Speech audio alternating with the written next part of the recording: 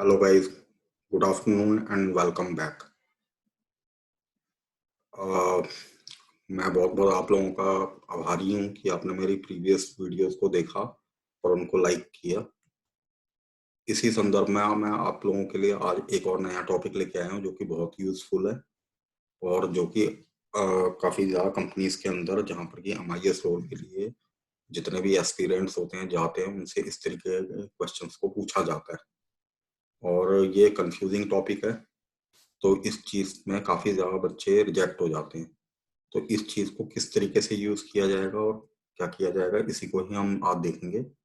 तो जो आज का हमारा टॉपिक है, इस टॉपिक को ये जो टॉपिक है इसको देखते हैं। जैसे ये टॉपिक है how to use a dynamic data validation with indirect formula so that next corresponding data validation show the particular result basis of selection of first data validation। इसका क्या मतलब है गाइस? क्योंकि देखिए, अगर इसको हम पढ़ते हैं पढ़ने के पे तो ये थोड़ा सा समझ में इस तरीके से नहीं आएगा जब तक कि हम इसको एक एग्जांपल के तौर पे नहीं करेंगे। तो इसके लिए जो एग्जांपल है वो एग्जांपल तैयार करते हैं सो दैट कि आप लोग इस चीज को कोरिलेट कर पाए। तो ध्यान दीजिएगा, सपोज कीजिए एक टीम है, उस टीम के अंदर दो टीम लीडर्स काम करते हैं। जैसे मैंने बोल दिया गौरव, ये दो टीम लीडर एक कंपनी में काम करते हैं, प्रोसेस के लिए काम करते हैं। अब जैसे सुधीर जो है, सुधीर और गौरव इनकी टीम में डिफरेंट डिफरेंट बच्चे काम करते हैं। जैसे मैंने बोला कि सुधीर की टीम में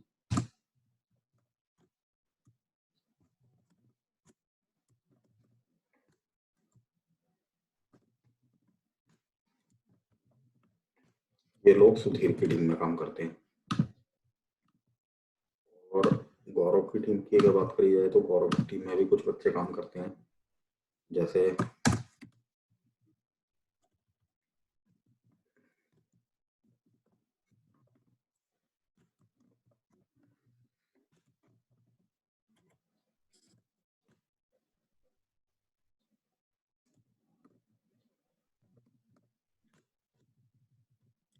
यहाँ पर क्वेश्चन ये है और जो क्वेश्चन पूछा जाता है कंपनी के द्वारा वो ये है कि एक डेटा वैलिडेशन इस तरीके की बनाइए कि जिसके अंदर सुधीर और गौरव यहाँ पर शो होने चाहिए।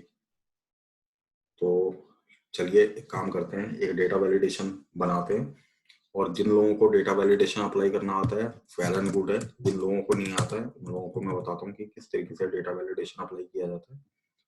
तो डेटा वैलिडेशन के लिए आप डेटा में जाइए और यहाँ पर आपको एक ये आइकन नजर आ रहा होगा डेटा वैलिडेशन। तो इसकी डेफिनेशन नीचे लिखी है, pick from a list of rules to limit the type of data that can be entered in a cell. तो यानी कि इसके बेसिस पर हम काफी दूसरे ऑप्शन भी होते हैं, लेकिन जहां तक कि एक ड्रॉप डाउन मेन्यू का सवाल है तो इस डेटा वैलिडेशन के थ्रू ही अप्लाई होता है।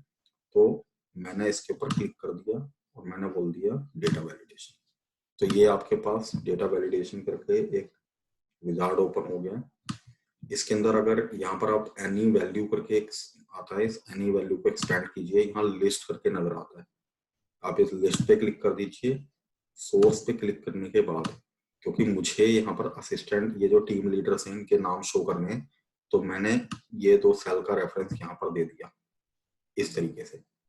अब मैं इसको ओके कर देता हूँ तो देखिए यहाँ पर एक फिल्टर बन गया। अगर आप इस फिल्टर को एक्सपेंड करते हैं तो यहाँ पर सुधीर और गौरव आपको नजर आने स्टार्ट हो जाएंगे। तो मैं काम करता हूँ, ये यहाँ पर हेडर दे देता हूँ सो दैट कि हम इस चीज को डिफरेंशिएट कर सकें कि किस सेल पे क्या चीज है।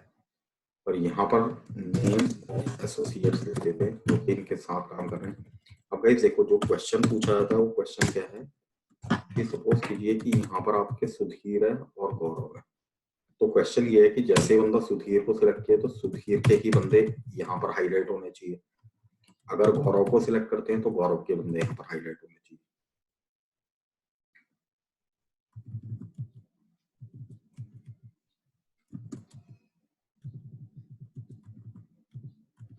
तो ये किस तरीके से ये वाली चीज काम करेगी देखिए। इसके लिए हम लोगों को क्या करना होगा, इसके अंदर हमें एक कॉन्सेप्ट होता है नेम मैनेजर का, जो कि मैं अपने प्रीवियस वीडियो के अंदर भी बता चुका हूँ, लेकिन मैं इसके अंदर भी आप लोगों को समझाने की कोशिश करूंगा कि नेम मैनेजर का क्या यूज होता है। नेम मैनेजर का सीधा सीधा सा मतलब ये होता है कि हम अपनी रेंज को डिफाइन कर देते हैं, किसी भी रेंज का एक नाम दे देते हैं। तो सिंस आप लोग जानते हैं कि सुधीर जो है ये एक साल के ऊपर लिखा हुआ है, और इसके अंदर अगर आप बात करें तो ये ई कॉलम है मेरा। ई कॉलम में E6 से लेके E10 तक के जितने भी एसोसिएट्स हैं ये सुधीर के अंदर फॉल करते हैं। तो एक काम करते हैं, नेम मैनेजर को क्रिएट करने के लिए आप सबसे पहले ये जो सुधीर जहां पर लिखा हुआ है इस सेल पे क्लिक कर दीजिए, सुधीर को कॉपी कर लीजिए। कॉपी करने के बाद जितनी भी सिलेक्शन है आपका रेंज का जो इसके अंडर फॉल कर रहे हैं, इन सबको सिलेक्ट करने के बाद ये नेम बॉक्स होता है, इसके अंदर क्लिक करके ये सुधीर को इसके अंदर पेस्ट करके एंटर मार दीजिए। तो अगर आप इस सिलेक्शन को, अगर इस रेंज को सिलेक्ट करते हैं तो इसका नाम सुधीर हो गया। Same we will do for Gaurav. तो मैंने गौरव को भी सिलेक्ट किया। सिलेक्ट करने के बाद मैंने यहाँ पर ये रेंज को सिलेक्ट करके इसका नाम गौरव दे दिया। अब अगर आप इसको चेक करना चाहें तो आप वापस से फॉर्मूला, एक यहाँ फॉर्मूला के अंदर नेम मैनेजर होता है, इस पे क्लिक कर लीजिए। तो अगर आप ध्यान देंगे तो गौरव और सुधीर करके दो यहाँ पर नेम मैनेजर्स क्रिएट हो चुके हैं। तो अगर आप ध्यान देंगे गौरव का जो रेफरेंस है वो F6 से लेके F10 तक की है, और सेम फॉर सुधीर। देखिए मैंने अपनी प्रीवियस वीडियो के अंदर ये भी बताया था कि एक नेम मैनेजर को डायनेमिक किस तरीके से बनाया जाता है, सो दैट कि इसके अंदर अगर बंदे ऐड होते हैं या फिर कोई छोड़ जाता है या रिमूव होते हैं इसके अंदर से, तो उसी हिसाब से ही अपना जो भी रिजल्ट होता है उसके अंदर डायनेमिकली अपडेट होता है। तो उस चीज को आप कोशिश कीजिएगा कि इसको डायनेमिक बना के कीजिए। अभी जो इस वीडियो के अंदर आपको मैं बता रहा हूँ ये स्टैटिक वे में, लेकिन इसको डायनेमिक भी बनाया जा सकता है। तो आप उस पिछली वीडियो को भी देखिए, और देखने के बाद इसको करने की कोशिश करेंगे तो आपकी अंडरस्टैंडिंग ज्यादा बिल्ड होगी। तो ठीक है, अब यहाँ पर मेरे जैसे ये दोनों के दोनों मैं नेम मैनेजर क्रिएट कर चुका हूँ। तो गाइज आपने क्या करना है, अब ये जो नेक्स्ट कॉरस्पॉन्डिंग सेल है यहाँ पर आके आप फिर से डेटा वैलिडेशन में जाइए। डेटा के अंदर जाके यहाँ पर आपके पास ये डेटा वैलिडेशन होता है, इसकी शॉर्टकट कमांड में लिख देता हूँ।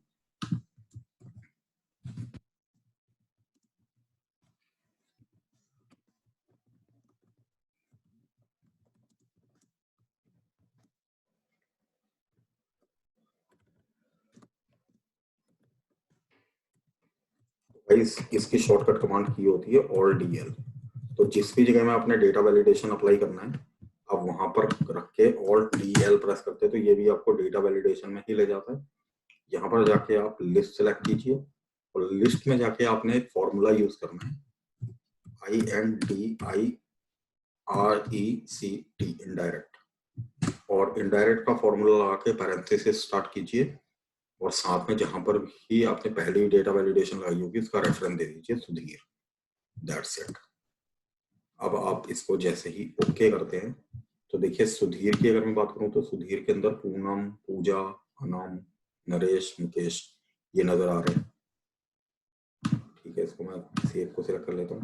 नाउ अगर आप गौरव को सिलेक्ट करते हैं और इस वाली सेल के अंदर जाके चेक करते हैं तो इसके अंदर गौरव के ही बंदे आ रहेंगे। अगर आप ध्यान देंगे तो देखिए प्रवेश, राजकुमार, रविंदर, आशा। फिर से सुधीर को सिलेक्ट कीजिए, इसके अंदर चेक कीजिए, देखिए पूनम, पूजा।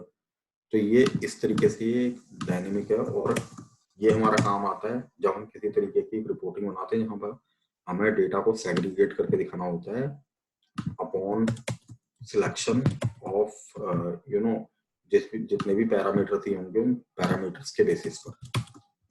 ये क्वेश्चन आज के डेट में पूछा जा रहा है। आप अपने इस चीज को प्रैक्टिस कीजिए और लॉजिक लगाइए कि इस चीज का यूज आप कहाँ पर कर सकते हैं और क्या है। एक यूजफुल टूल है, तो इसको यूज कीजिएगा। Thank you for watching, bye bye.